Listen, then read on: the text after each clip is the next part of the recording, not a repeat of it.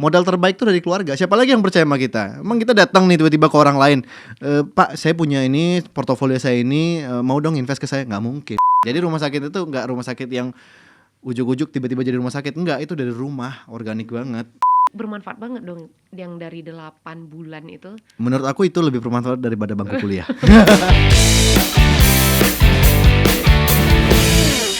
Halo teman-teman, kita ketemu lagi di podcast di tempat biasa. Kali ini jumpa bareng Tari dan kita udah kehadiran narasumber yang seorang entrepreneur sukses di usianya yang masih Amin, muda. Kita langsung aja ngobrol aja, ada Bang Salman. Halo, Assalamualaikum. Waalaikumsalam.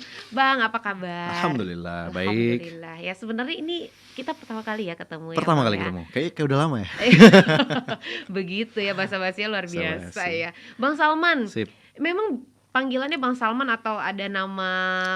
Sekarang sih itu. Jadi dulu waktu kecil panggilannya Ical. Oh. Tapi panggilan itu setelah setelah saya udah mulai lumayan gede nih, umur 20, mulai masuk ke dunia profesional. Oke. Kayak 25 gitu ke atas.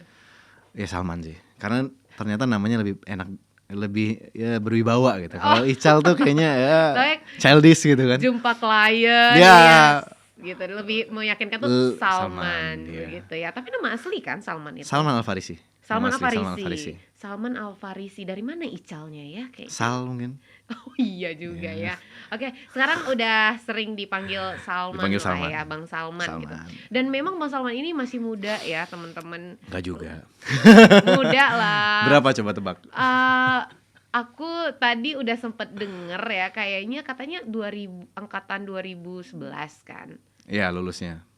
Berarti tahun 90-an masih 95. Ya Allah, masih muda banget. Enggak lah. Masih muda ya, udah punya bisnis dari berbagai bidang ya. Ada rumah sakit pastinya. Rumah sakit ibu, boleh disebutin gak nama rumah sakitnya?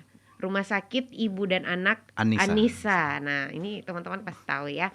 Lalu juga di bidang kuliner kan. Dan beliau ini juga baru balik gitu dari Jakarta.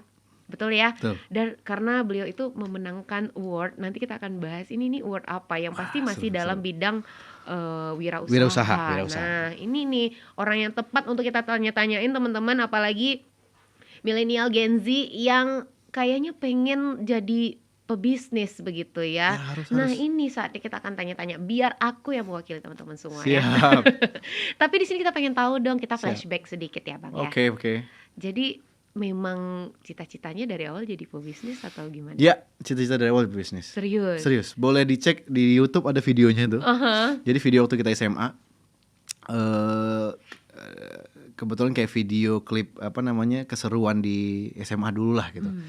Sebelum perpisahan. Jadi kita bikin video. Jadi ada namanya aku kan dulu Mandua model Pekanbaru. Oh, Mandua model. Mandua model Pekanbaru tahun 2011 lulusnya. Ya. Dulu tuh ada namanya tim media di Mandua tuh ada namanya Aksi. Mereka tuh suka bikin konten-konten, suka ngeliput teman-teman lagi kegiatan. Ya kita lagi nongkrong ditanyain, kamu pengennya jadi apa gitu. Kamu pengen jadi apa? Waktu itu ada video aku di YouTube, masih bisa diakses tuh. Aku bilang aku pengen jadi pebisnis. Oh iya. Padahal waktu itu kita kan masih termasuk sepantaran ya. Jadi di situ tuh dulu seingat aku ya, zaman sekolah kita dulu tuh belum banyak yang bilang ingin jadi entrepreneur gitu ya. Masih yang ya kita tahu lah yang profesi misal kayak polisi, dokter, kan pilot, kan, gitu ya. Pilot, guru. Ya, itu kan dulu yang maksudnya yang masih ada seragamnya gitu kan, karena kita dari kecil ngelihat itu begitu ya. Nah, tapi Bang Salman udah punya gambaran tentang pebisnis gitu. Apakah karena mungkin basic keluarga, orang-orang di lingkungannya pada bisnis semua? Jadi kita itu adik-beradik berempat. Ibu itu dulu bidan. Ibu pegawai negeri dulu, PNS. Bapak itu juga pegawai di Dinas Kesehatan Pekanbaru Provinsi. Bapak sempat jadi kepala dinas juga di Palawan. Bapak sampai pensiun jadi PNS. Nah, sementara ibu itu dia pensiun dini. Cuti luar tanggungan ya dari PNS. Jadi PNS sebagai bidan di Puskesmas Langsat nih di Jalan Pepaya. Ibu itu berhenti, kemudian praktek mandiri bidan. Jadi dia bikin praktek mandiri bidan. Nah, di Rumah Sakit Anissa sekarang. Jadi itu dulu garasi rumah kita. Oh iya. Dulu garasi rumah. Oke. Jadi ibu bikin garasi rumah untuk praktek mandirinya. Ya, setiap bulan ada orang lahiran lah, sekitar rekor dulu tuh 60 orang lahiran sebulan. Wow, luar biasa. Di garasi rumah itu. Iya. Luar biasa. Kayaknya itu rekor kita tertinggi lah, sampai sekarang belum ada yang pecahkan tuh. Jadi ternyata ibu keluar karena pengen buka praktek sendiri Ya. di rumah begitu ya. Ya, jadi ibu itu udah mulai teracuni otaknya, pengen bisnis sih. Jadi pengen, nggak mau diatur intinya. Oke. Nah, anaknya, aku sama abang, aku punya abang. Oke. Abang aku tuh jarak sama aku setahun bedanya. Deket. Jadi anak pertama, anak kedua itu disiapin jadi profesi lah gitu, karena ikutin bapak kan, birokrasi gitu. Anak ketiga, 4 itu disiapin jadi bisnismen kata mama. Oke. Jadi dari SD itu kita udah diajarin jualan. Isi tas kita itu dagangan tuh. Bang Salman anak keberapa? Anak terakhir, anak keempat. Oh, bungsu. Oke. Jadi isi tas tuh udah pensil-pensil, penghapus gitu. Disuruh jualan di sekolah. Oke. Memang dipersiapkan ya sama orang tua ya. Dia diajarin kenal uang dan cara mencari uang gitu. Oke. Nah, mulai jualan-jualan dulu. Iya. Gitu ya. Punya duit tambahan, bisa jajan, bisa makan enak. Kalau aku tuh orangnya self rewardnya makanan enak gitu. Jadi dulu tuh aku jual ini, nanti aku bisa beli es krim ini gitu. Nanti aku bisa beli makanan enak itu gitu. Oh, jadi ternyata karena adanya ajaran-ajaran dari orang tua seperti ini, makanya aku mau jadi pebisnis, besok aku mau punya bisnis begitu ya. Pengen punya duit banyak. Oh iya dong, semua orang juga mau ya. Oke. Nah, itu udah cita-cita dari lama. Nah, mulai terjunnya gitu, yang benar-benar real gitu, langsung ke dunia bisnis. 2014 berarti 11 tahun yang lalu ya. Berarti kan selesai tamat waktu itu 2011. Ya, 2011 kan kuliah di Jakarta di PPM, manajemen bisnis. Oh, memang guys harus terencana semuanya. Iya. Manajemen bisnis. Kemudian ikut lagi yang Entrepreneur Academy di Bandung. Ada namanya Sekolah Akademi Bisnis. Tapi cuma 8 bulan sih. Jadi bentar doang, kita sekitar 70% praktek, 30% teori. Jadi itu kerjaan kita waktu di akademi itu lebih ke melatih mental bisnis ya. Iya. Jadi kita ada 40 orang satu angkatan, dibikin kelompok-kelompok, disuruh bikin bisnis. Entar yang kalah profitnya untuk yang menang. Ya jahat gitu sih, ekstrim sih. Tapi mungkin itu mempersiapkan diri untuk realnya nanti. Melatih mental nanti. Gitu ketemu karyawan, ketemu ini, ketemu orang jahat, ketemu kompetitor yang jahat, kompetitor yang baik ada juga tuh. Oke. Nah, tapi itu bermanfaat banget dong yang dari 8 bulan itu. Menurut aku itu lebih bermanfaat daripada bangku kuliah. Berarti maksudnya gini ya, kalau di kuliah teman-teman merasa ada yang kurang atau ingin ditambah lagi ilmunya, boleh tuh ngambil yang seperti itu. Boleh, gitu ya? banyak sekarang ya sekolah-sekolah akademi bisnis cuma 3 bulan, 4 bulan gitu, banyak sih sekarang. Banyak. Akhirnya terjunlah ke dunia bisnis secara langsung, secara real. Secara real. Modal pertama itu dimodalin bapak. Aku punya ide dulu bikin coffee and juice bar. Jadi terinspirasi dari di Bandung, dulu aku sempat kerja sambil di akademi, aku kerja di tukang motong buah aku dulu di salah satu cafe juice bar di Bandung waktu itu. Jadi aku karyawan, itu digaji cuma 150.000 per minggu. Lumayan nambah-nambahan. Kalau ini ya maksudnya gak tahu ya aku tolak ukurnya apa, tapi kalau tadi Bang Salman udah bilang lumayan, berarti memang tujuan dia itu bukan itunya mungkin ya? Ya, ilmunya. Jadi aku ketemu ownernya. Ternyata ownernya itu salah satu pemilik brand cincin terkenal di Indonesia. Aku gak sebutin merek ya. Tapi kliennya itu sampai Metallica, band-band luar negeri. Nah, aku pengennya sih ketemu sama ownernya itu. Tapi gak kesampaian. Aku cuma ketemu adiknya, ngobrol-ngobrol dikit aja. Nyarinya lebih luas lagi ya pandangannya itu untuk cari relasi. Networking. Oke. Nah, akhirnya dimodalin lah sama orang tua. Pertama. Jujur aja di sini ya. Nggak ada ngomong perintis. Ya merintis, cuma kan modal dari orang tua lah. Oke. Modal terbaik tuh dari keluarga. Siapa lagi yang percaya sama kita? Emang kita datang nih tiba-tiba ke orang lain, Pak, saya punya ini, portofolio saya ini, mau dong invest ke saya? Nggak mungkin, bullshit. It's totally bullshit. Tapi sama orang tua tuh gimana sih cara minta dimodalinnya? Pakai, kan ada juga nih orang tua yang kamu harus kasih proposal sama papa. Bikin proposal ke papa. Oh ya. Modalnya nggak banyak sih, nggak tahu ya. Ini banyak nggak sama anak-anak sekarang? Modalnya dulu aku minjem 15 juta.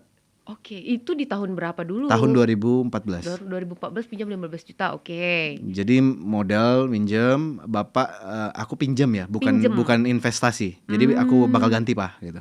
Oke, peminjaman modal usaha Pinjaman lah ya. modal usaha. Daripada minjem di bank kan susah gitu kan. Apa jaminannya? Ini nggak perlu jaminan. Jaminannya cuma kejujuran gitu. Oh, tapi itu nggak pakai bunga lagi ya Nggak pakai bunga, sama orang tua, cuma ganti begitu duit aja. ya. Oke, nah jadi gimana caranya meyakinkan orang tua untuk proposal bisnis pertamanya? Ya dibikin lah, kan kita belajar dulu ya. Dibikin ini bisnisnya tentang apa, terus berapa sih possibility kemasukannya, produknya apa aja sih gitu. Cukup nggak ini modalnya, kapan returnnya, kayak gitu. Orang tua langsung percaya waktu itu? Enggak sih. Karena bapak kan orang birokrasi. Oh iya, bapak orang ibu yang bisnis. Cuma pada waktu itu ibu, ini boleh di sini nggak ya? Ibu aku tuh raja tega gitu. Jadi dia mau nginvestasi itu hanya leher ke atas. Jadi dia mau sekolahin aku bisnis, boleh lah ikut seminar bisnis, mau dia. Tapi kalau untuk ke bisnis langsung, ini mama modalin kayak gini. Ibu tuh cenderung kayak kamu cari yang lain aja. Oke, berarti seimbang ya ayah dan ibu ini gitu ya. Yeah. Kalau ibu malah nggak mau kasih modal uang gitu. Mau. Dia mau ngasih modal ya ilmu. Ikut kelas itu, ikut kelas ini mau dia. Wih, keren sih. Ya. Tapi kalau kayak ini mama modalin ya, kamu bikin satu mesin kopi apa segala macam, enggak mau ibu. Bapak mau. Bapak mau sih. Nah, itu usaha pertama. Nah, gimana waktu itu, sukses kah? Ya lumayan, kita punya 1 karyawan. Omset kita lumayan lah. Pada waktu itu aku masih jomblo ya, 2014 tuh aku udah ngantongin duit 3 juta per bulan. Tunggu, kalau nggak jomblo itu akan susah untuk ngantongin uang ya? Kalau pacaran ya agak susah sih. Ya cem-ceman adalah dulu gitu kan. Cuma nggak hobi wasting gitu. Aku penikmat, jadi aku suka ngabisin duit sendiri, suka jalan-jalan sendiri. Self rewardnya adalah sendiri, jalan-jalan makan sendiri. enak, jalan-jalan gitu ya. Having fun gitu. Nah waktu itu terbilang sukses lah ya untuk usaha pertama gitu ya. Lumayan lah, ya tadi ya usia segitu kan punya income 3 juta per bulan udah ngalahin UMR-nya Pekanbaru kan. Iya, waktu itu ya 2014 ya. Ya lumayan lah, aku cukup hedon dulu. Itu masih jalan gak sih sampai sekarang? Enggak lah, udah mati lah. Langsung Jadi ya. bisnisnya namanya Bittersweet Coffee and Juice Bar. Itu cuma bertahan 1 tahun 8 bulan sih. Tapi itu usaha pertama. Return dan membekas gak sih sampai sekarang? Membekas itu sangat punya pengalaman. Aku punya karyawan dulu 1. Oh, lumayan kan, anak sekecil itu punya karyawan 1 orang tuh. Berkelahi, beda ya. Punya karyawan 1, aku juga sama di situ karyawan. Udah punya, ya lumayan lah, kita punya uang segitu dan pemasukan segitu tuh sangat besar sekali menurut aku ya pada waktu itu. Nah waktu itu bisnis ibu gimana? Apakah sudah besar waktu itu? Rumah sakit, klinik. Ya, rumah sakit itu klinik ya, jadi klinik. Jadi akhirnya praktek bidan di garasi itu jadi klinik. Nah, waktu itu apakah sudah terpikir untuk kayak aku bantu ibu deh, kan aku punya ilmu kan soal punya privilege nih. Gitu. Sayang punya nih privilege juga, terus kan sudah dibekali ilmu di kampus, di akademi begitu kan. Enggak sih, aku nggak mikir. Karena waktu itu gini, jadi bisnis ibu itu waktu itu kondisinya minus. Jadi kita anak beranak, adik-beradik lah ya. Itu kita nggak dapat dari ibu, nggak dikasih keuntungan, nggak pernah diajarin itu karena waktu itu momentumnya bisnis ibu lagi minus. Berarti ibu fight sendiri. Bapak waktu itu belum pensiun kan, masih jadi kepala dinas di Kabupaten Pelalawan. Bapak bantuin ibu aja tuh untuk ngebantuin ngebayarin kewajiban kan. Ada denda-denda kewajiban yang harus dibayar tiap bulan gitu kan, dan bisnis minus. Jadi anak-anak ibu tuh, aku, abang, kakak semuanya mikir bahwasanya ini bisnis nggak cuan. Kakak tuh kan jadi sempet berubah haluan, kakak jadi dokter sekarang, jadi angkatan laut. Ini kakak yang nomor 2 perempuan. Tapi kan memang diarahkan yang profesi gitu ya. Memang diarahkan profesi sama bapak sih. Jadi dokter dia jadi dokter spesialis. Sekarang lagi ngambil spesialis. Dokter angkatan laut dan lagi ngambil spesialis. Dokter angkatan laut keren banget sih. Kayak film-film Korea. Iya, aku pecinta Korea. Apa namanya? The Son of the Sun. The Son of the Sun itu tapi dia bukan angkatan laut dia gitu angkatan kan. darat ya. Tapi kayak angkatan aja tuh udah keren, tambah lagi dia dokter tuh makin keren gak sih? Jadi dia mungkin masuk dokter gara-gara film Descent of the Sun itu. Serius? Kayaknya kami harus ngobrol deh. Oke, terus abang yang pertama, kakak atau abang? Abang. Yang pertama itu yang kincai. Pebisnis. Tapi kok Pebisnis. Kan diarahin jadi Nggak mempan dia, membal. Jadi nggak mau dia ngikutin profesinya. Waktu itu dia sempat kuliah di UKM juga Malaysia. Untuk jurusan apa itu diarahin? Waktu itu kalau nggak salah ambil teknik sih dia.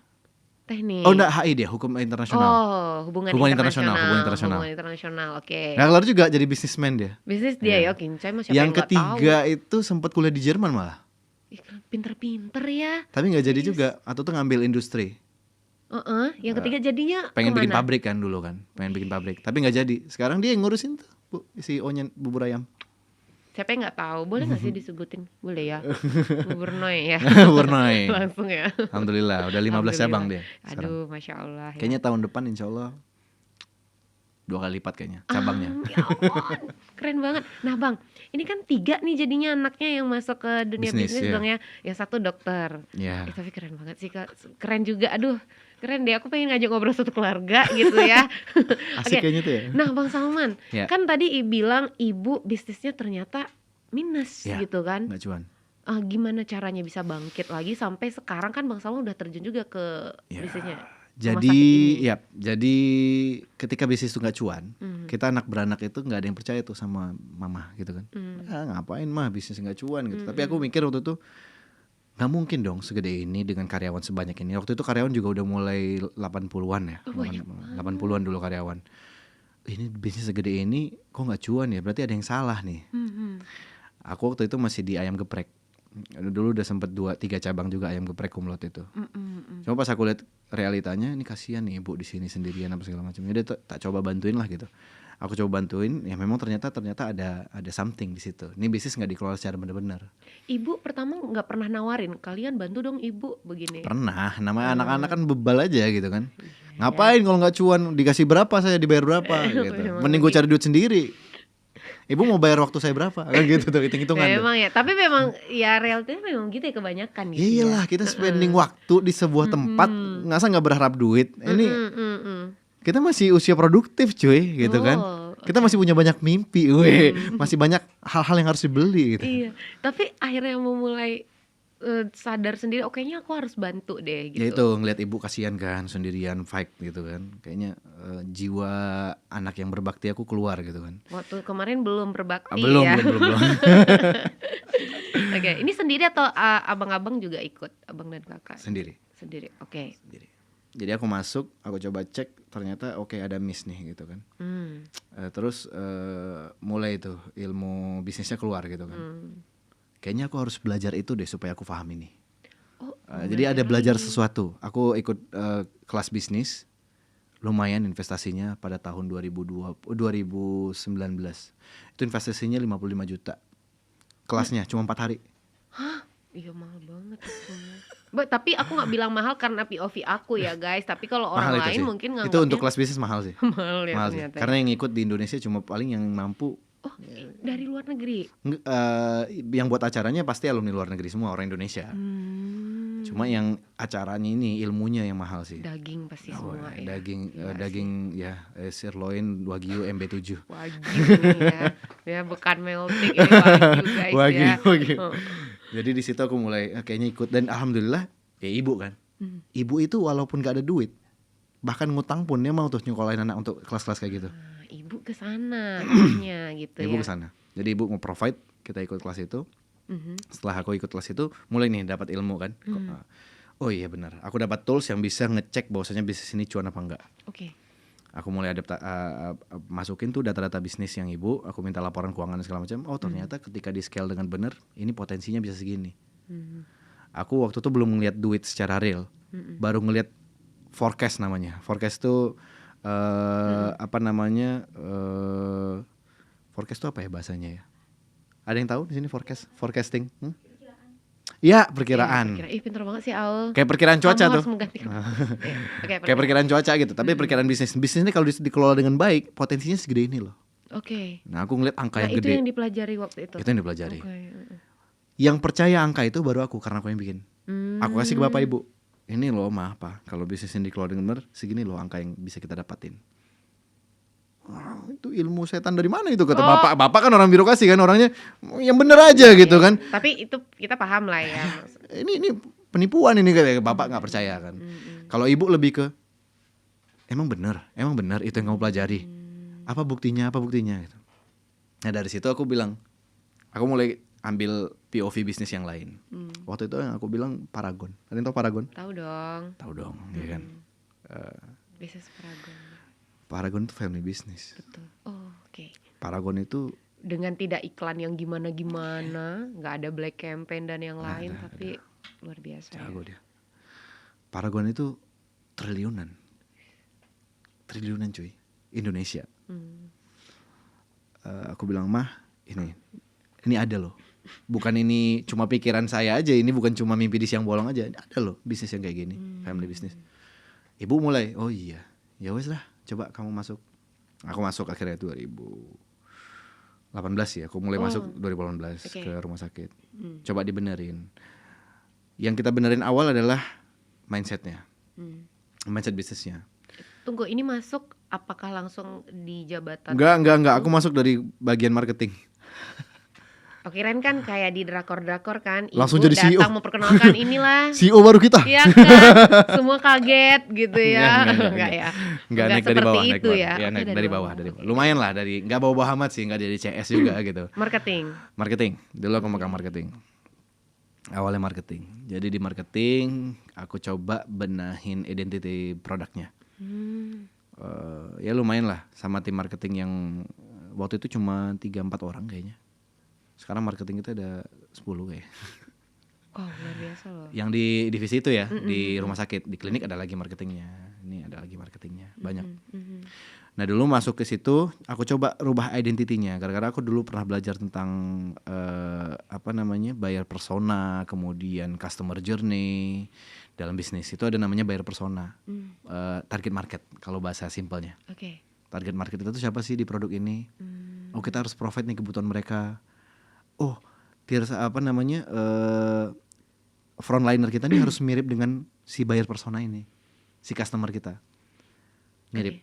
Tapi di sini kan ilmu-ilmunya kan tentang manajemennya ini kan. Karena ini di bidang rumah sakit, ada tambahan ilmu lain yang dipelajari sama Bang Salman nggak? Karena kan ini berhubungan dengan medis. Dulu nggak. Aku nggak belajar medis, aku kan dokter. Maksudnya kayak ada perbedaan yang signifikan nggak sih? Nah itu karena kita fundamentalnya udah dapet, pada dasarnya semua bisnis itu sama. Walaupun ini bidang kesehatan, ada pattern yang sama, ada pola yang sama. Sisanya pelengkap ya, detailingnya itu hanya di bagian-bagian tertentu. Tapi secara bisnis, kita ngomongin bisnis secara global, sama. Ada bagian marketing, ada bagian SDM, ada bagian development, ada bagian finance, sama. 5 utama tuh sama tuh, finance, SDM ya kan, kemudian value produk yang diciptakan itu sama semuanya. Nggak ada bedanya. Dari masuk 2018 masuk ke tim marketing lah ya waktu itu. Nah di tahun berapa mulai naik gitu ya, tidak minus lah mungkin waktu itu.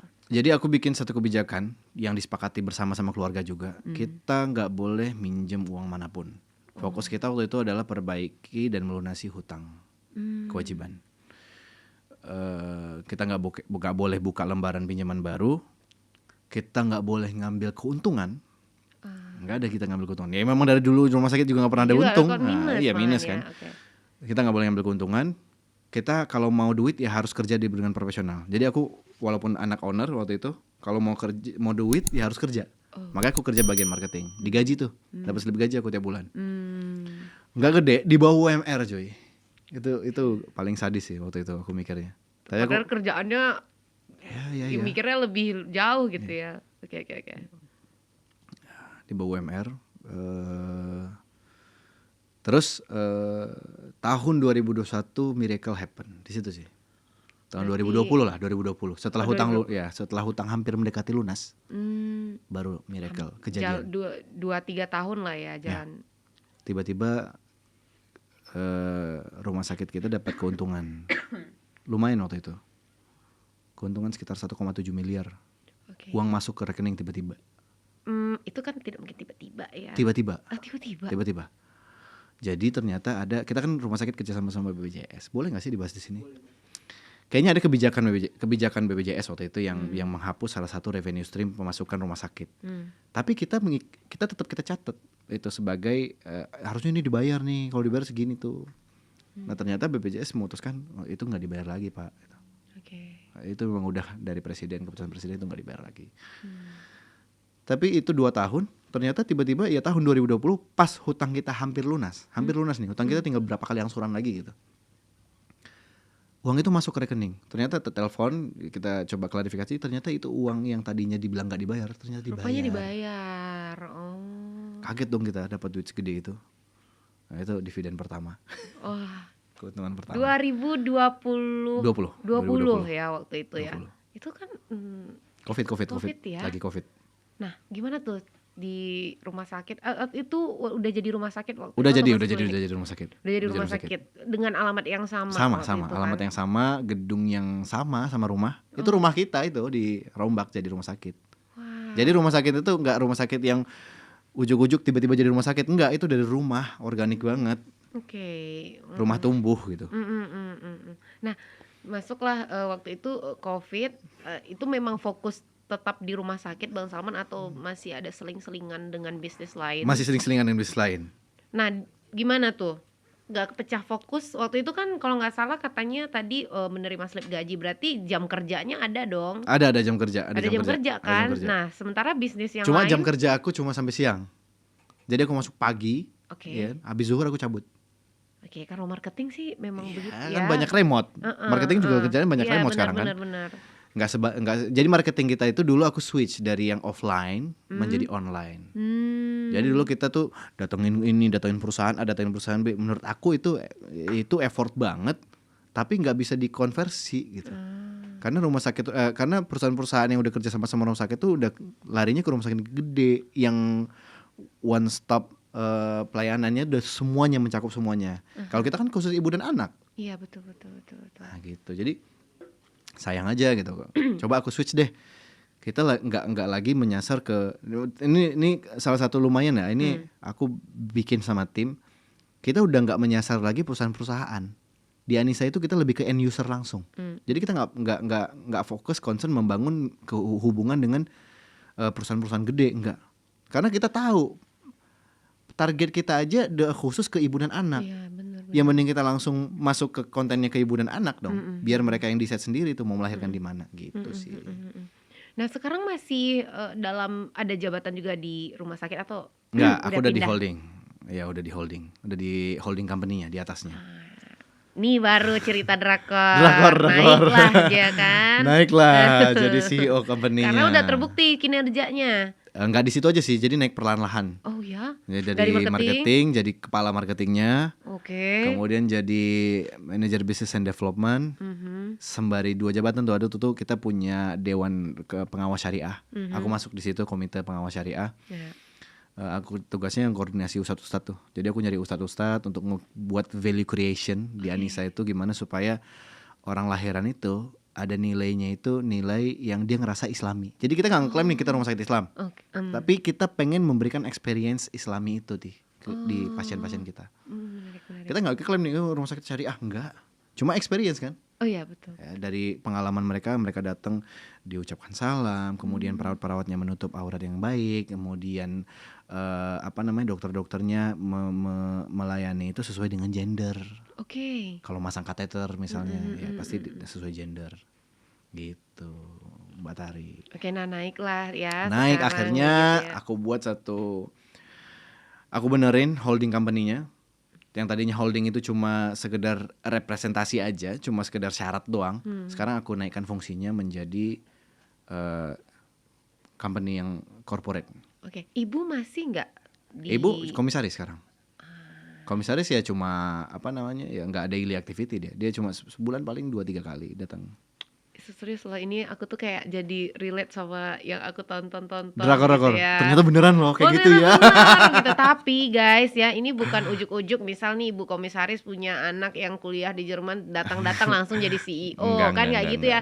Malah dari marketing naik. Nah, rumah sakit berarti alamat Mas dari awal berdiri sampai sekarang masih tetap sama, Bang? Masih tetap sama. Di Jalan Garuda. Nah, gimana tuh, kan bisnis semakin besar apalagi kalau rumah sakit itu kan crowded ya pastinya di crowded. parkiran dan yang lain. Untuk di Jalan Garuda kan nggak yang lebar banget tuh. Ya, Apakah kita ada jalan kesulitan nggak sih di situ? Pasti ada kesulitannya. Tapi alhamdulillah pemerintah ngebantu kita tuh untuk meningkatkan fasilitas umumnya. Jalannya lumayan baru diaspal nih kan, alhamdulillah. Dan alhamdulillah secara tidak langsung kita juga ngebantu perekonomian sekitar ya. Jadi itu yang membuat kita sama warga itu agak bonding bagus juga gitu. Karena kita warga sekitar banyak yang bikin ruko kan, laku kan. Gara-gara ada keramaian dong di situ. Kalau nggak ada keramaian, kita kan fasum jatuhnya. Fasilitas umum. Rumah sakit itu kan pelayanan umum ya. Betul. Artinya kegiatan ekonomi di sana juga berkembang gara-gara ada rumah sakit di situ. Ya kan, setiap hari orang 100-200 orang datang berbeda-beda, ya pasti mereka butuh kebutuhan yang lain dong, bukan hanya rumah sakit, butuh belanja makan mungkin, atau di situ ada toko kaos kaki ya, terus ada toko makanan, toko baju juga ada. Bener. Ada sekolah PAUD, ada TPA penitipan anak. Karyawan kita kan sekarang udah hampir 200. Nitip anak di mana? Ya, semuanya akan jadi perekonomian, mencari peluang gitu ya di situ. Makanya sambutan baik dong dari lingkungan makanya ya. Alhamdulillah. Sekarang udah berapa ada cabang rumah sakit? Rumah sakit 1, klinik kita 2. Klinik 2 di mana tuh yang 2? Klinik 1 di Jalan Garuda, dekat tidak jauh dari rumah sakit, sekitar 100 meter. Klinik 1 lagi di Panem. Kita baru turun flyover dari Arengka tuh mau ke Panem. Ruko pertama sebelah kiri. Di seberang baterai C ya, apa sih? Baterai C. Ada ikut andilnya Bang Salman sendiri nggak sih untuk bisa kita buka ini di sini, kita buka cabang gitu-gitu? Atau memang udah ada sebelumnya? Kalau klinik udah ada sebelumnya. Cuma yang develop sekarang aku direkturnya. Klinik ya. Jadi double agent tuh. 1 di sini di rumah sakit, 1 di klinik. Kakak beradik yang turun ke rumah sakit cuman Bang Salman sendiri? Baru aku sendiri. Yang lain nggak ada tertarik kayak bantuin dong adek gitu? Udah aku bilang kakak, abang-abang kakak kan. Udah aku ajakin sih. Tapi aku sadar mereka kan punya kesibukan masing-masing. Pada dasarnya kita itu bergerak atau digerakkan oleh satu sumber yang menurut kita sangat berandil di hidup kita. Menurut aku sumber pemasukan gede aku dari rumah sakit. Yang menurut kakak-kakakku kan beda. Oh iya. Ya, kecuali mereka besok terjun langsung nih ke rumah sakit. Tapi sekarang aku udah bikin family consultation, alhamdulillah. Jadi aku masukin mereka di holding company. Yang perannya nggak daily activity tapi strategik kan. Mereka harus rapat RUPS setiap tahun. Kemudian ada rapat bulanan, meeting bulanan. Tadi malam kita baru meeting online. Karena kita tahu sibuk semua kan. Abang kebetulan lagi di Malaysia, kakak lagi di Padang. Ya kita meeting online aja gitu. Inilah berarti mereka terlibat tapi secara tidak langsung. Secara tidak langsung. Gitu ya. Dan mereka ada pembicaraan sebelum itu gimana kalau ada kayak gitu. Aku ajakin ya. Aku ajakin apa namanya? Ya nama mereka harus ada di family constitution itu. Jadi aku bikin satu perusahaan keluarga. Aku bikin nama mereka beserta dengan presentasi kepemilikannya sama bapak ibu juga. Dari bapak ibu pemilik terbesar, kami adik-beradik punya presentasi sekian. Tadi kan ada ngomongin soal RUPS dan yang lain gitu kan, rapat-rapatnya pemegang saham dan yang lain. Ini sistemnya rumah sakit ini apakah memang family aja yang punya saham atau ada pemilik saham luar gitu? Menarik. Ya. Tahun 2022 waktu itu kita butuh ekspansi karena kita udah beli tanah belakang dari keuntungan yang udah ada. Jadi 2 tahun sebelum 2022 tuh berarti 2020 kita udah punya keuntungan nih. Ya kan nggak mungkin semuanya diambil ya. Pasti kita pengen ada biaya pengembangan juga gitu. Kita beli tanah di belakang. Dengan meningkatnya permintaan dari market, itu terbukti dari terpenuhnya bor. Kalau rumah sakit itu tuh indikator ramenya bor namanya. Apa itu bor? Bed occupation rate. Jadi tingkat rasio pemenuhan kamar. Nah bor kita itu udah di 100%. Artinya kamar kita udah terisi full terus. Ya, jadi mau nggak mau, kalau kita mau alur layanan baik dan tidak terganggu, efisien, ya kita harus menambah kapasitas kamar. Bed harus tambah. Jadi ya betul lah. Alhamdulillah tanah belakang dijual. Tadinya nggak mau jual dia padahal. Tiba-tiba dia mau jual gitu, bapak itu. Pasti tuh udah pasti tinggi ya, karena Enggak, awalnya pas dia nggak mau jual kita tawar tinggi juga nggak mau. Tapi dengan izin Allah waktu itu kita belum ada niat mau beli, dia yang nawarin karena dia ada kebutuhan kayaknya mau nguliahin anak dan segala macam gitu. Dan beliau baik juga orangnya, alhamdulillah. Beliau bilang kayaknya ini bagus deh kalau untuk fasilitas umum gitu, bagus lah. Saya juga nggak terlalu butuh ini tanah, kata dia gitu. Ya udah, dia jual, kita deal, alhamdulillah. Kita bangun gedung belakang itu. Butuh biaya. Bangun gedung belakang itu estimasinya dulu saya mikirnya 15 miliar. Gak mungkin dong kita minjem duit bank lagi, kan dulu udah komitmen gak mau. Jangan bikin lembaran baru lagi. Betul. Akhirnya ketemulah dengan namanya securities crowdfunding. Ada salah satu instrumen yang dibuat sama OJK. Itu bisa kita manfaatkan untuk permodalan usaha. Namanya dulu equity crowdfunding. Sekarang? Jadi berbagi kepemilikan. Sekarang securities crowdfunding karena dia udah secure. Udah aman. Karena dia udah pakai bank kustodian, mekanismenya udah dibuat sedemikian rupa sehingga insya Allah duitnya aman. Padahal kemarin menggunakan instrumen itu belum secure padahal waktu itu. Belum secure. Tapi gimana caranya untuk bisa meyakinkan? Ini kan ada pihak lain dong yang join bareng kita. Apakah itu tantangan juga keluarga? Tuh. Pasti dong. Oh gila aja lu, kita udah bangun bisnis, mama papa bangun bisnis, kau jual ke orang lain, gila kau nih, kata abang kakak gitu kan. Kita nggak jual semata-mata membagi-bagi kue kayak gitu loh, enggak lah. Masyarakat tuh berkontribusi juga dalam memberikan uang. Toh ketika mereka beli saham kita, yang mereka ambil tuh bukan pihak investor kita aja yang dapat keuntungan. Kita juga dapat keuntungan loh dari investor. Apa buktinya? Masyarakat jadi lebih tahu dengan produk kita. Ada 906 orang loh dari investor itu totalnya. Oh ya. Jadi kita jual saham kita itu 15%. Yang masuk itu 906 orang dengan biaya 9,3 miliar pada waktu itu 2022. Jadi valuasi perusahaan kita itu dianggap nilainya 44 miliar waktu itu. Kalau kita butuh dana dari investor maksimal kan 10 miliar dari SCF itu pendanaannya. Ya udah kita jual berapa sahamnya?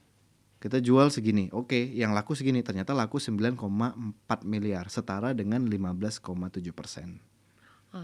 Jadi masyarakat masuk, urun dana tuh, dikumpulin dana-dananya, beli saham kita 15%. Oh ternyata instrumen itu aku kirain tuh kayak ternyata 900 orang yang terangkup dalam 15% saham ini gitu. Yang tertarik untuk membeli saham baru itu. Ya bisa aja 200 orang, bisa aja 100 orang, tapi yang kami 900 orang. 900 orang waktu itu. Dengan gitu berbagai macam nominal. Ada yang beli 1 juta, ada yang beli 2 juta, ada yang beli 100 juta, ada yang beli 200 juta. Paling banyak 500. Karena aku kirain itu karena kita ini ya mungkin nggak semuanya tahu gitu ya. Kita butuh dana nih, kita butuh investor, pasti mikirnya oh ini pasti kalau investor butuhnya berapa miliar, nyarinya yang memang punya segitu gitu loh, yang memang punya dana besar. Ternyata bisa crowd. Dan memang di instrumen itu sistemnya begitu ya. Memang boleh OJK. Seperti itu dari OJK. Dari ada lembaga namanya, mereka punya ALUDI, Asosiasi Lembaga Urun Dana Indonesia. Itu kita tinggal pilih lembaga urun dana yang mana yang mau kita pakai jadi mitra. Tergantung sevisi aja. Kebetulan kami LBS, kita pakai waktu itu karena sevisi. Nah, ya alhamdulillah saat ini kan kita masuk tuh dana dari masyarakat. Kita bikinlah gedung baru itu. Sekarang udah jadi gedungnya. Dan jadinya di tahun ini ya? Tahun lalu sebenarnya. Oh tahun lalu. Tahun lalu udah jadi, kita running, kita coba test drive sekitar 4 bulan. Lalu di April kita resmikan dengan Pak Wali Kota. Pak Gubernur lama juga datang waktu itu, Pak Rusdi Zainal datang. Oh ya, jadi di bulan berapa ya? April. Kalau nggak salah April ya. April kemarin. Berarti udah diresmikan. Udah dipakai sampai sekarang. Tadi kan penuh dengan perdebatan lah ya. Akhirnya di keluarga. Sekarang orang gimana nih pandangan kakak-kakaknya, abang-abangnya sama orang tua? Nah ini menarik nih. Jadi masuklah investor itu 15,7%. Akhirnya valuasi kita naik. Valuasi itu nilai bisnis. Nilai bisnis kita naik dari 44 miliar perlahan-lahan jadi 52. Oh, itu jadi berpengaruh 57. Ya? Pasti berpengaruh. Karena kan diinjek modal. Masuk modal. Dan sekarang naik terus. Akhirnya kita pengen dana lagi nih. Kita butuh dana lagi. Untuk gedung baru ternyata beli alat ICU, beli alat ini mahal pasti. Apalagi kesehatan ya. Miliaran. Pasti. Jadi aku punya ide waktu itu. Aku bilang gini, kita butuh duit nggak sih di keluarga? Butuh tapi nggak butuh amat. Karena kita masing-masing udah punya masukan yang lain kan, dari kuliner kita udah punya masukan, dari yang lain udah punya masukan. Jadi gini aja, kita coba jual saham kita yuk ke personal. Aku bilang gitu. Jadi tadinya kita kejual pakai crowdfunding, sekarang aku coba jual ke personal. Aku jual ke personal, aku tawarin ke orang gitu. Dan alhamdulillah it works. Nah, waktu memutuskan itu kenapa tidak pakai instrumen yang sama lagi atau gimana? Udah mentok. Kalau SCF tuh maksimal cuma 10 miliar. Oh, karena dia ada batasannya tadi ya 10 miliar. 10 miliar. Kalau aku mau pendanaan lagi, bisa pakai namanya venture capital. Aku cari pendana kayak bank gede, Bank Ventura, itu bisa mendanai sampai dengan ratusan miliar bahkan. Cuma konsekuensi dari venture capital ini nanti bisa googling aja gitu. Konsekuensinya adalah kita diikat dengan perjanjian yang cukup profesional sebenarnya, tapi kami nggak siap untuk itu, karena kami kan masih family banget. Basicnya memang family business masih gitu family ya? Dan belum terlalu seprofesional itu gitu. Jadi aku pending untuk pakai cara itu. Akhirnya coba yang ke personal langsung gitu. Ke personal langsung dan itu works, itu laku. Jadi saham aku dibeli sekitar totalnya 4%. 4% itu setara dengan 3 miliar. Wow, dia sendiri loh, personal loh ini loh. Tapi itu beberapa orang ya. Beberapa orang yang beli. Bukan yang dalam sistem yang crowd tadi ya. Jadi duit itu kupakai untuk kupinjemin ke rumah sakit. Tanpa bunga. Tanpa waktu. Nah, semampunya rumah sakit bayar. Wah, itu menguntungkan banget dong buat rumah sakit. Pasti menguntungkan buat rumah sakit. Karena kita apa juga keuntungannya buat mereka yang personal tadi? Mereka punya saham di kita. Dibuktikan sama notaris. Di sini yang tidak mengambil bunganya adalah aku, Bang Salman, karena ini bisnis keluarga gitu. Itu yang menjadi ya nggak boleh kan? Dalam gitu Islam kan, dalam Islam kita ini Muslim ya. Dalam Islam tuh nggak boleh ngambil keuntungan, itu namanya riba kan. Jadi kalau mau minjemin ya minjemin aja. Gitu. Kalau nggak dibalikin nih, gimana nanti jaminannya nggak dibalikin apa segala, itu konsekuensi. Siapa suruh minjemin? Niatnya kan bantu kalau minjemin. Itu. Kalau yang tadi sudah dibahas tentang salah satu instrumen dari OJK itu SCF. Untuk SCF ya tadi namanya ya. SCF ini apakah keuntungannya itu sudah ada ketentuannya berapa persen untuk mereka dan yang lain begitu? Ya, itu forecast namanya, pakai perkiraan. Perkiraan tadi itulah yang menjadi acuannya. Jadi kita kalau kita udah pakai SCF itu syaratnya nanti kan kita melakukan initial offering namanya. Public expose. Kita harus mengekspos perusahaan kita, harus dibuka, nggak ada yang tertutup. Laporan keuangannya harus terbuka, kemudian ketika kita merekrut harus terbuka. Pokoknya nggak ada yang sembunyiin deh. Struktur organisasinya harus terbuka dan segala macam. Laporan keuangan terbuka. Dari situ kita bisa membuat perkiraan pembagian keuntungan. Mereka yang invest dapat berapa sih perkiraannya? Kita tuh udah jalan 2 tahun membagikan keuntungan. Tiap tahun kita bagi dividen ke investor-investor yang 900 orang itu, bahkan di luar itu juga kita bagikan ke kami keluarga. Jadi lumayan untuk keuntungan sih ya, relatif lah ya. Kalau orang punya, kemarin tuh yield kita 2,8%. Artinya gini, kalau Mbak Tari punya 100 juta, 100 jutanya masukin ke rumah sakit Anissa, invest saham. Itu Mbak Tari setahun nggak ngapa-ngapain tuh, duitnya didiamin aja di situ. Itu dapatnya 2,8%, berarti cuma 2,8 juta rupiah bertambahnya, jadi 102,8 gitu kan. Cuma ternyata nilai saham itu nggak cuma kayak gitu doang tuh mainannya. Nilai saham ada namanya capital gain. Jadi uang yang 100 juta itu bisa bertambah nilainya. Itu namanya capital gain. Capital gain dapat dari transaksi di market kedua. Tergantung dengan usaha itu sendiri. Ya, tergantung performa perusahaan. Bisa naik, bisa turun dong.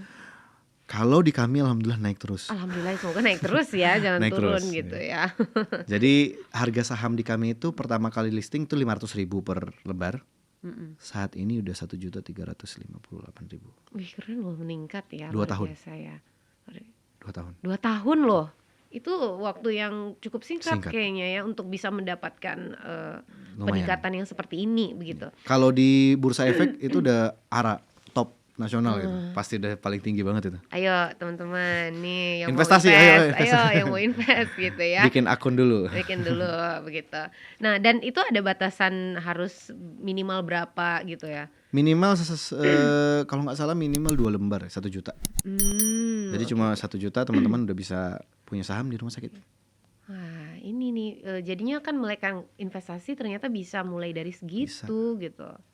Tapi perjual beli sahamnya nggak seperti di bursa yang hari ini kita beli besok bisa kita jual, nggak. Jadi di SCF yang LBS ini kebetulan penjualan sahamnya cuma 4 kali setahun. Jadi kalau kita beli sekarang nih, Desember nih kan baru buka nih windownya. Buka, kita beli, nanti di bulan Maret baru kita bisa beli, jual lagi. Atau mau nambah. Nanti di bulan Juli, nanti di bulan September, udah Desember. Jadi 4 kali dalam setahun. Cuma bisa diperjualbelikan sahamnya di window itu doang. Ya, ternyata punya syarat masing-masing gitu ya. Ya, masing-masing platform sih beda sih kebijakannya. Ada yang mungkin dia windownya 2 kali setahun, ada yang 4 kali setahun. Oke. Nah, untuk bisnis lainnya gimana? Yang mana? Bubur ayam? Banyak sih, maksudnya yang selain di rumah sakit gitu. Oke, yang kuliner ya. Lain yang digeluti juga. Kalau kuliner itu gimana apanya? Performanya atau apanya? Oh, performanya. Alhamdulillah naik terus. Membagi waktu, membagi fokus itu seperti apa sih? Karena kita udah punya sistem yang sifatnya daily, jadi kita udah nggak punya peran harian.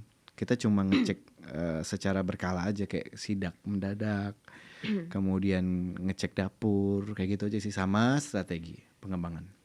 Oke, secara jabatan punya nggak di bisnis yang kuliner? Aku nggak, aku cuma komisaris, pemilik. Diserahkan kepada abang. Profesional. Oh, abang.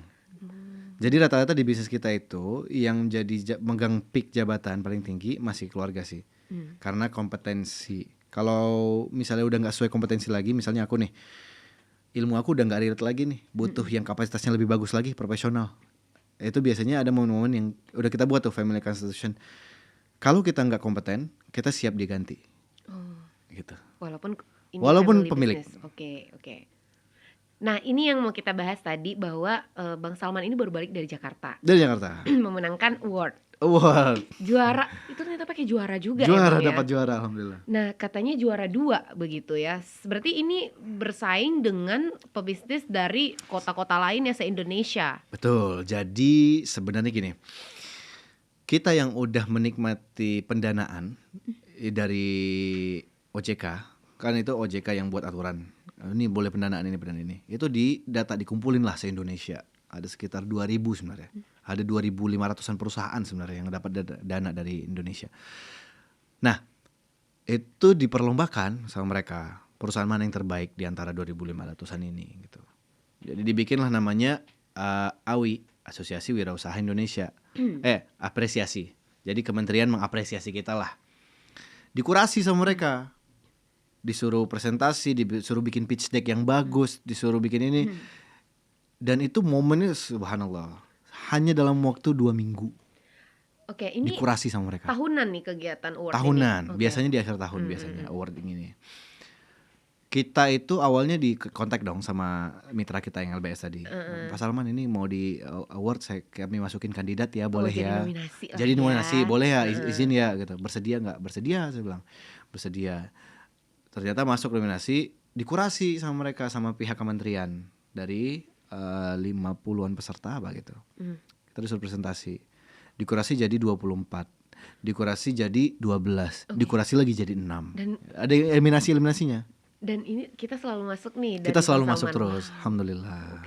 Nah, tibalah di malam puncak itu. Tibalah di hari puncaknya. Memang gak ada kepikiran buat ini kayaknya menang atau enggak, itu memang belum dikasih tahu. Memang pure di hari itu tahu semua.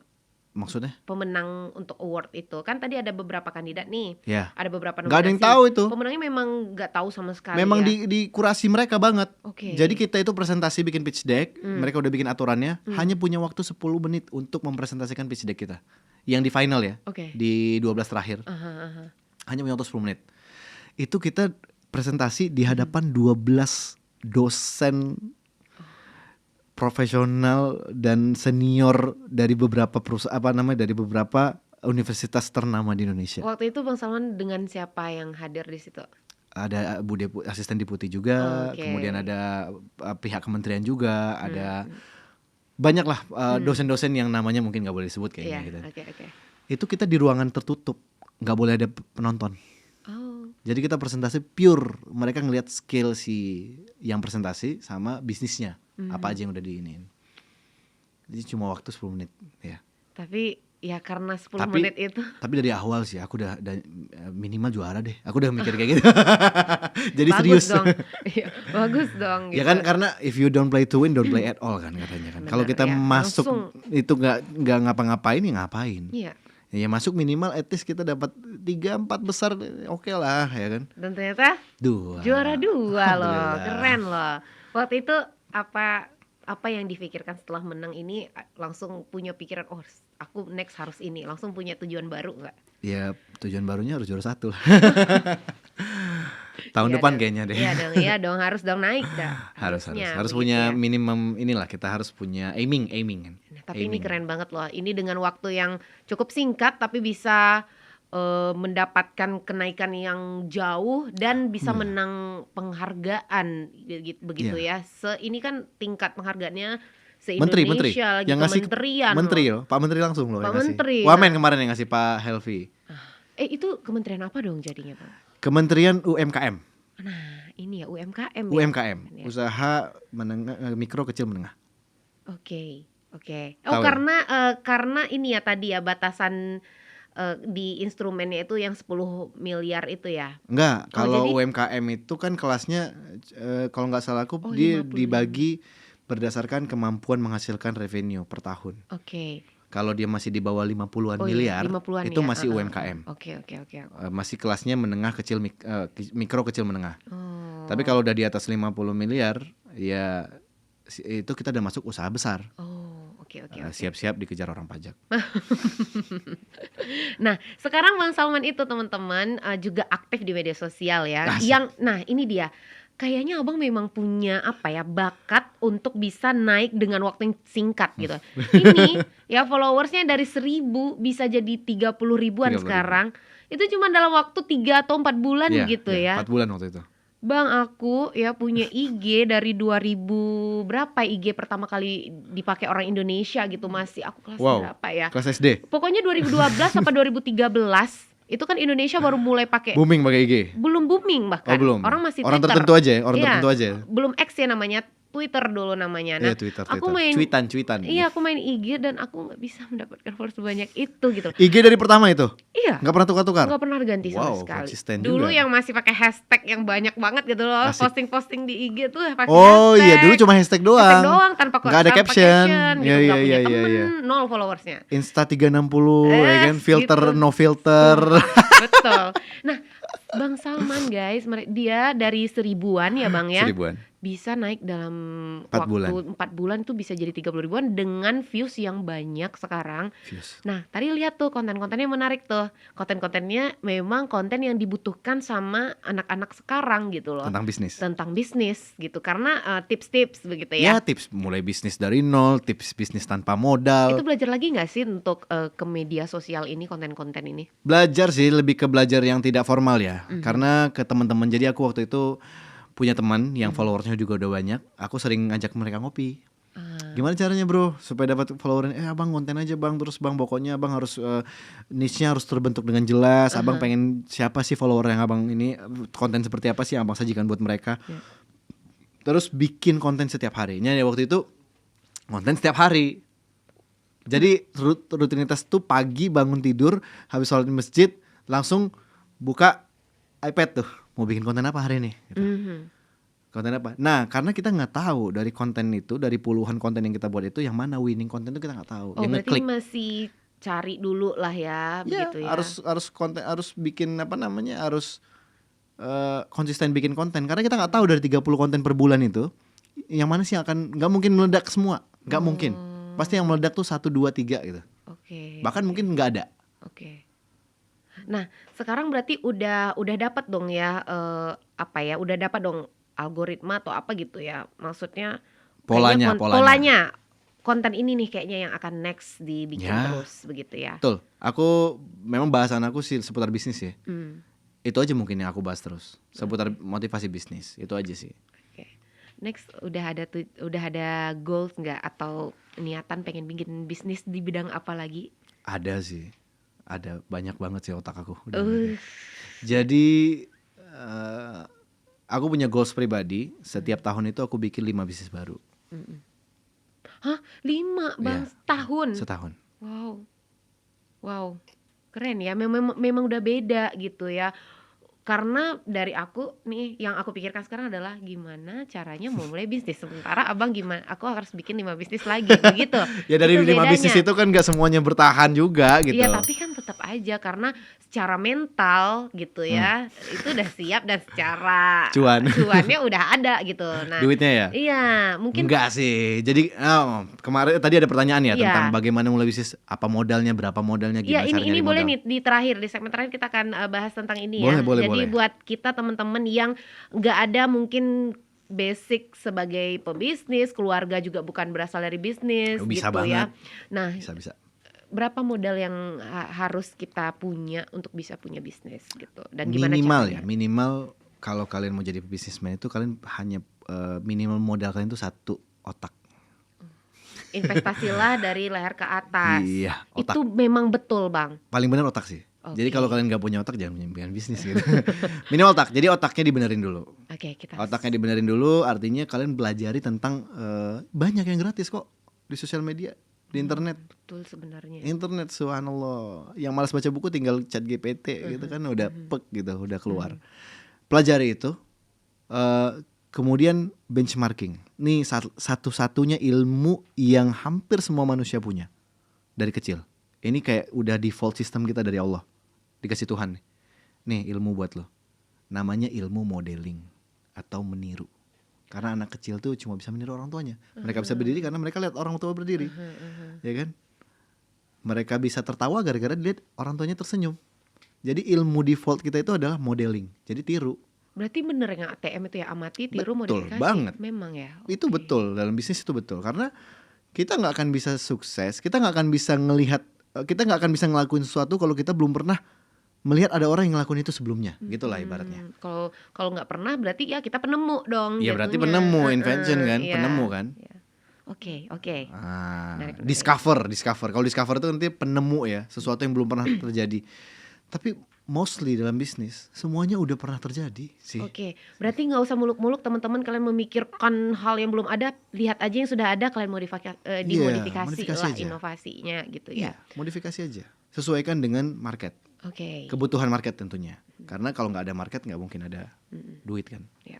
Apalagi nih Apa tuh? yang mesti kami ini tidak punya basic apapun harus persiapkan? Ya bisnis itu sih tentang mental sih. Mental ya teman-teman ya. Mental. Ayo semangat buat para pejuang yang ingin menjadi pebisnis begitu ya. Sangat bisa. Nggak harus jadi pewaris kan untuk bisa mulai bisnis. Boleh aja kalau punya pewaris. Perintis itu memungkinkan kan?